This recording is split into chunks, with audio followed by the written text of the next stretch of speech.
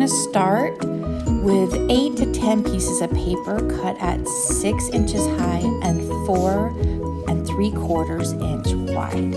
Then crease the bottom of each of those pieces of paper at a 1/2 inch on the bottom. I say 8 to 10 pieces of paper because it depends on how many pages you want your book to be. You can have it 4 pages, which is what I'm doing in this example, but most of my other books were only 10. Use a corner chomper, and at the lower edge where you creased it, chomp the corners to make a curve. Now fold where you created that crease on the bottom so that the pages turn easily, and order your pages the way you want them appear in the book. I like to switch between patterned and solid colors. Now I'm going to create a stencil to use for the curved top. I used a scratch 6 by 4.75 paper, the same as our pages, and I folded it in half. Then I found a round edge. In this case, it was just the top of a tool spool, and then I used that to trace over the top. Then I cut that to use the stencil. Now use that stencil and a pencil to mark each page where we want our curved edge.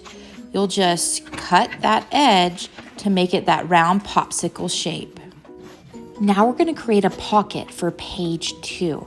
It's 3 inches by 4.5 inches. You're going to cut the piece of paper and then sew the side, bottom, and the other side.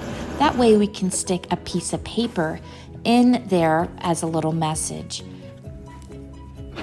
Now grab this back piece of paper that's going to be the back side of your page 2. You're going to put them together, and then you're going to sew the edges so that they create a page. Do the same thing with the 2 pieces of paper for your cover. Just sew along the edges. This can be done with glue as well. It doesn't have to be done with a sewing machine. I just like the look of the stitches by the sewing machine. All right, this is a little bit of a trickier page. This is going to be our side pocket page. What we're going to do is grab the 2 pieces of paper that create our page 3, and we're going to sew along the bottom. Then we're going to sew along the side, around the top, and when we get to the bottom of that curve, we're going to stop sewing downward, and then we're going to sew straight across. That's going to create our side pocket.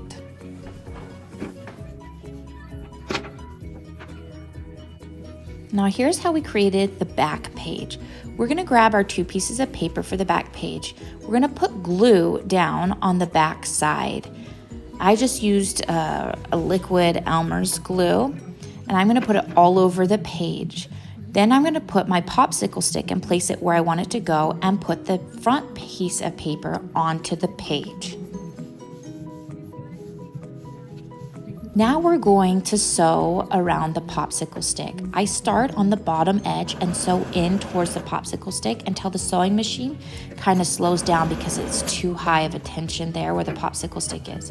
And then I back stitch. Then I'm going to turn it around and do the same thing on the other side. And then I'm going to go around the top edge.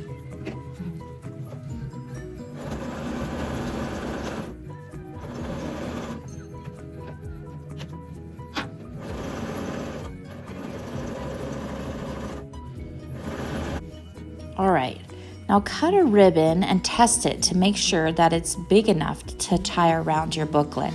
Place it where you want it to go on the back cover, and just like we did on the bottom half of the popsicle stick, sew in towards the popsicle stick and back stitch it out. And do the same thing on the other side. All right, now we're going to secure each of the pages in our booklet. I used a big brad to secure that page where I want it while I was stitching it. I'm just going to be sewing underneath where our crease is on the bottom. I sew into where the popsicle stick is, lift up my needle, go and push the piece of paper in, and then I start sewing again on the other side.